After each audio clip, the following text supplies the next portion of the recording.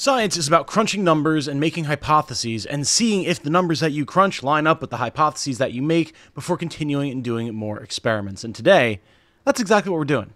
My name's Tom, otherwise known as Titanium Legman, and welcome back to the channel. Hello everyone. If you enjoy what I do, my coverage of Unicorn Overlord, the crunching of numbers like this, or just the general vibe of the channel, a like on this video and a subscription to the channel would be very much appreciated. Thank you so much. So what are we talking about today? Well, today we are revisiting the topic of assist attacks in Unicorn Overlord. This is something that I mentioned way back in one of my tips videos, talking about how you wanted to have multiple of a particular type of magical or physical assist, or even healing assist, type of character in a unit to maximize the effectiveness of said assist. This way you could set up like a dedicated support squad, like a group of healers, clerics that can use healing assist to chain heal your entire army, or a group of wizards and witches and elven fencers that have magical assist to be able to deal magic damage to everything that you fight within their radius, etc., etc. While I did show that having multiple of the same type of character in a particular unit does increase the damage that the magical assist does, some folks in my community wanted to really get down to business and test some of the numbers and figure out what the other variables at play were, especially things like, do you actually need to have multiple of the same type of assist character in a unit? Or when you do, does the equipment that the other assisting members have matter, or is it just the leader of the squad and their equipment and power that matters? And so for the last couple of days, people have been running some tests in my Discord server to figure out exactly how things work. In particular, community member Renee, who is an absolute legend when it comes to figuring out some of this number stuff that I would not have the patience for, came down to a specific formula that you can see here. Now, some of this is described in-game. Things like multiple of the same type of assist character, adding extra damage. That's clearly laid out if you actually look at where the description of a magical assist or a physical assist or what have you is in a character's description. However, Renee wanted to just make sure that all of the math was correct and figure out exactly how things work. And that's how she came to the following formula. In this test, she took her squad, which had a particular amount of magic attack of 69, and faced it off against an enemy squad that had a magic defense of 16, thus taking the first part of the formula, 69 minus 16. The next step of the formula is to take the base potency of 30, that seems to be the baseline for all assist skills, add the number of relevant units that can use the assist in the squad to that. So in Renee's example, there were 2 magical assist squad members for a total of plus 10, because it's 5 per relevant assist. Divide that by 100 and you get your damage. The interesting thing that she figured out here was that the only magical power that matters is that of the leader of the squad. So in her example, and we're going to test all of this on screen too, so you can see me play it out, it's not just through screenshots, her sorceress Renee has a magical power of 69. That's where that part of the formula comes in. She gets 69 minus the 16 magical defense of the enemy thief unit, and then does the calculations for magical assist, the base potency, and adding the relevant squad members, etc., etc. Divides by 100, boom, there you get your exact math. Some of this, again, is laid out in the archive as well, but it can be a little hard to find, and it's always good to test out specifics. So I wanted to show this here, seeing as how there has been a lot of discussion and confusion and theorizing in my community about exactly how assists work, and if it's worth it to build a dedicated assist squad. And I think it is. So to do that, we're going to come over here to a little bit of a trial battle. We're going to get some extra magical assist characters set up, and we're going to go in and show what's what. We're going to travel to Fort Vale, probably Vale, and hire some extra wizards here. Welcome, Georges. And Etienne, welcome as well. Your lives are going to be miserably cut short once I reload this save, and your existence never happened in the first place, but welcome temporarily. And what we'll do here is we'll go and enter a quick trial battle and have 2 different squads set up that are going to demonstrate the fact that it's only the power of the leader that actually matters here. Alright, so we have 2 different squads set up here. We've got Aush's unit of a bunch of witches and wizards, and then we've got Rylanor's unit of a bunch of elves, and then also a random sorceress. This should have the exact same functionality in terms of base potency and bonus from magical assist units as each other. Every single one of these characters uses magical assist, all 10 of them across both different squads, so that base potency should be identical. The defining factor here is going to be the difference between Rylanor's magical attack and Aush's magical attack. We have right now no gear on either of them, so it's just their base stats. Rylanor has a base magical attack of 27, Aush has a base magical attack of 22. At base here, Rylanor's unit should be dealing more damage with their magical assist than Aush's unit does. And then we'll be able to put some gear on them and show how that changes with the addition of gear.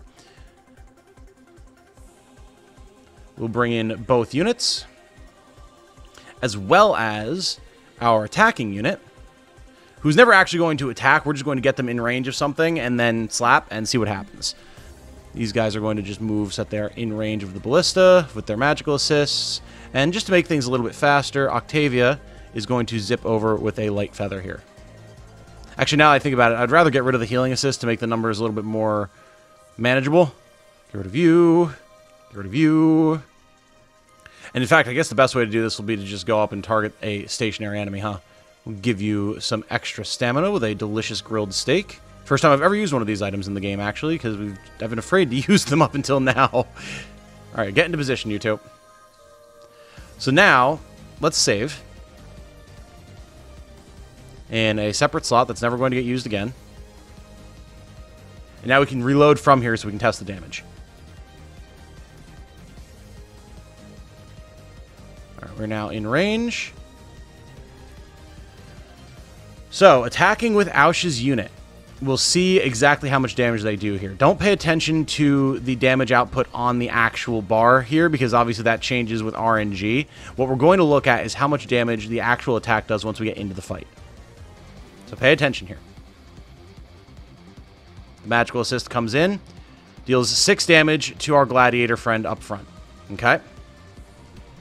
We'll reload, we'll look at the stats, and we'll see that the formula makes sense. Looking at Aush's unit here, we see that Aush has a magical attack of 22, and then if we compare that to the Gladiator's magical defense of 11, that gives us 11 for the first part of the formula.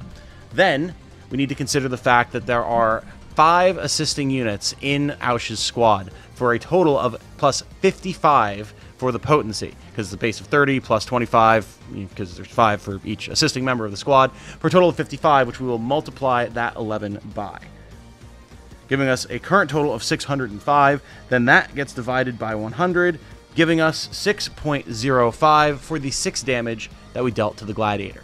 Now let's crunch the same numbers for Rylanor. We know, still, again, as the point of comparison here, the Gladiator has 11 magical defense. Rylanor has a magical attack of 27. So, we'll repeat. 27 minus 11 is going to be 15. Then, we can multiply that by the 55. Divide that by 100, and Rylanor's squad should be dealing 8 damage with their magical assist. Here we go.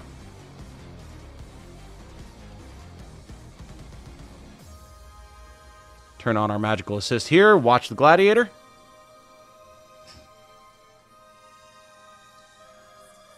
Nine damage. So the game rounded up because we were, I guess, at an 8.25, which is interesting. I don't know what the variance there is. If it's a game where we always round the numbers up, that is potentially the way it plays out here.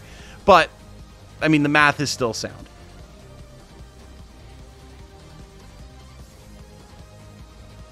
Oh, actually, no, wait. No, I know what, yeah. It's 27 minus 11, so 16, not 15. So actually, if we change the numbers, yeah, then it's 8.8, which would round up to 9. Okay, yeah.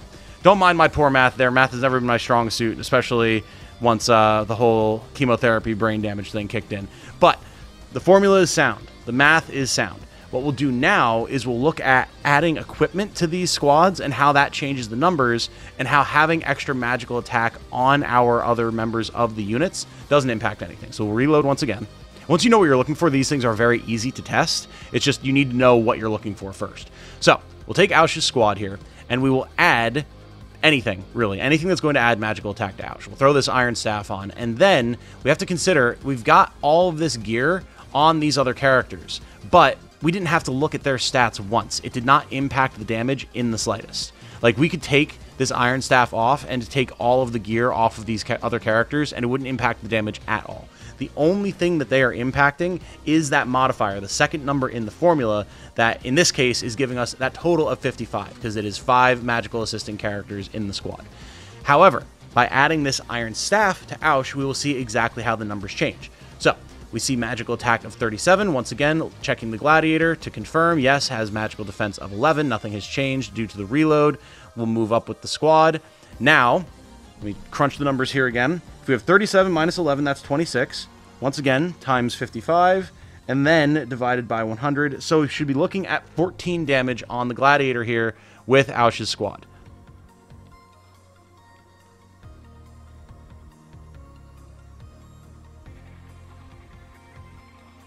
It is 14.3, so it should round down to 14 as well. Boom. There we go. So now you know.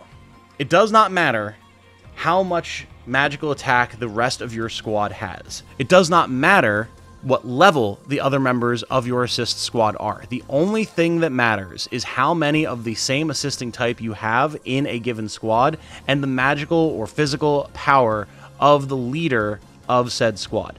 How do you weaponize this? What is the best way to utilize this in your strategizing? Well, let's do a little bit of an example here.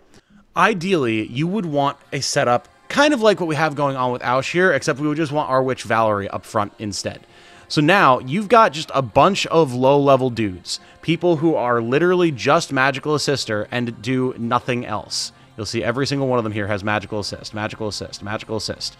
Valerie, as the squad leader, well, once we make her the squad leader anyway, let's just do that. There we go. Valerie, as the squad leader, is the only one whose magical attack power matters. So for fairly cheap, you can actually get a squad like this set up. Just through the normal course of the game, you'll get Ausch and Yana for free very early on, and then just recruit 2 wizards and a witch, or 2 witches and a wizard, or whatever, and as that squad grows, and you're able to add more characters to it, you can just build up an entire assist squad for extremely cheap.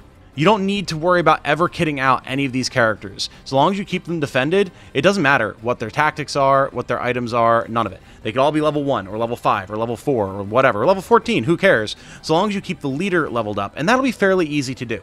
You do get XP from getting assists, not that much, but you do get plenty of XP books as you go throughout the game. Different apples, things like that you can add XP to one character and keep them leveled up with the rest of your squad.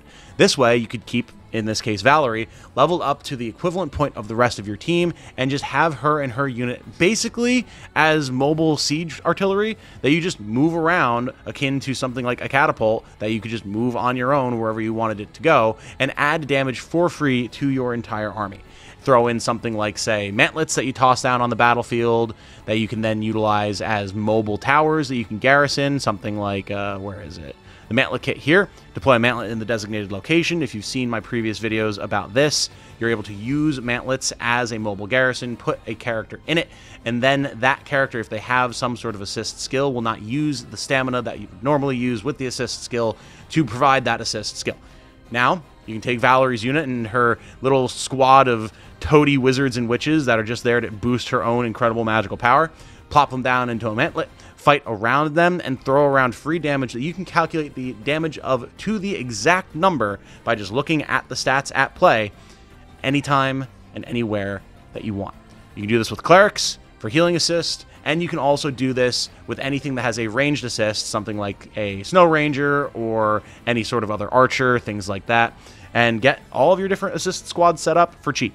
Have your main beaters, have your 4 or 5 units that you use as your real powerhouses, like your Bruno's units, your Octavia's units, things like that, and then have your assisters out there ready to go and kick a lot of ass.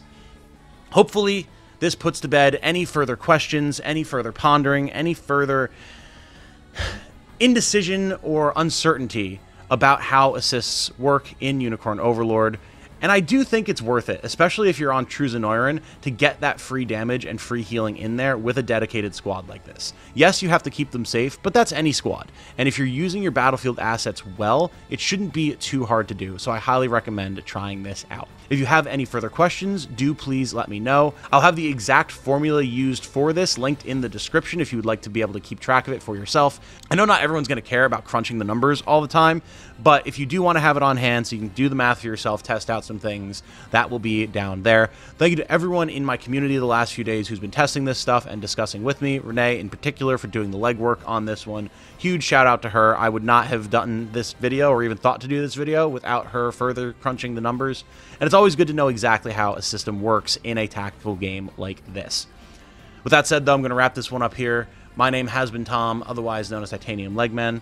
Oh, actually, no, I'm not, because I forgot. Today is Friday, so we need to go through the exhaustive list of our channel supporters. And I say exhaustive because, oh boy, there has been a lot of you that have joined very recently. So I'm going to do my best to pound through these pretty dang quick, and then we'll wrap this one up. So, from Patreon, oh my lord, there's a bunch of you. So, from Patreon, we have Caffeine System, 18C, Navi, Kejo, Christian Soto, Chris Muller, Yoking Haddock 67, Riley Thatcher, Firestorm 447, Stella Stallion, Faytail, Connor B, Jonathan Connolly, Tefmon, Rioc Olivier, Darius, Zachary Tincher, Light B, Abigail, Gryffindor, Tajian, True Mayhem, Scott Goodrich, Jim Hamilton, Rugg, Lightning Fang, Holly, Ashbourne, X13, Greg Reinhardt, Vincent Gerbaki, User Nizzle, Momo Cruz, Izzy, Renee, Guts of Rivia, Kue, Skeleton 2, Vantris, Thought Spasm, Mateo Kovacic, my apologies, Kevin Kurz, Grim, T-Force G, Heartland, Special Barley 55, Pika 3245, Andy, Davis Beta, and Joseph Santiago. Thank you guys. The majority of you are fantastic themers, the $10 tier, getting your priority characters in. Thank you all so much, and thank you to everyone else as well for all of your support. It means the world. It helps a ton. Like, seriously. Not being beholden to ad revenue all the time and having this income from Patreon and then from YouTube members, who we're going to mention in a second, is huge. Thank you all so much. It means the world. I know people say it all the time when they're doing YouTube, but, like, seriously, it can't be emphasized enough. And then, for our members, which this one's going to be a doozy. If you didn't see the stream from last night, if you're watching this on release, Michael Poole went on a frenzy with the gifted membership, so pardon me if this takes a second. Thank you so very much, and welcome to Canadian Animator Guy, Tojo Jr., Luxor, Tenchi, Matthew Berry, King Tony, John Eaton, Captain Planet, Light B, Midday Moonlight, Matthew Snyder, RJD, Michael Poole, the man himself, Dre, X13, Segno, the Game Reaper, Lost Knight, Super Blue, Joshua, Rock the Pudge, Little Big Trouble, Retsu, Pristinely Ungifted, Caffeine System, Hybrid Custode, Noche, Izzy, Zennyboy, Eugenio Olivencia, again, my apologies, there's a lot of names here, George Martins, Xavier Parker, Joseph Tolivier, Unborn 187, Spatial Barley 55, Comarin, Renee, Craig, Xiaofi Siuker, Ethan Hunt, Kujiko 123, Merrick Adams, Tadpole, Grim Tidings, Cthulhu Core, Mishi Show, Nico Dalusong, Omega Druck, Renahabak, Chaos Wolf, Cinnabon, Zero Star 2, Derek Powell, Krusty Soda, Daniel J, Joel Cyanide, Bakanikujaga, Matrix 4828, Keith Lavorne, Jimbo, Justin Alley, Locke, Mr. CC33, K-Cat, Abraham G, Cyberwolf, Fotrius Pyrelis, Xylo 1111, Dragvindle, Hexsong, and Cult for Vengeance. Holy smokes. Thank you, everyone, for being here, whether you are a longtime member, someone who joined us recently, or someone who was very graciously gifted a recent gift membership. It's good to have all you here nonetheless. Thank you to all of you for submitting your characters for the campaign, either for this one or for the Truza Neuron campaign. It has been a pleasure to have you all here, and I hope you continue to enjoy your time around the channel for a good long while. With that said, this one has gone on long enough. My name has been Tom, otherwise known as Titanium Legman. I hope you all have a good night. Stay safe and healthy out there. And remember, be good to each other. Bye now.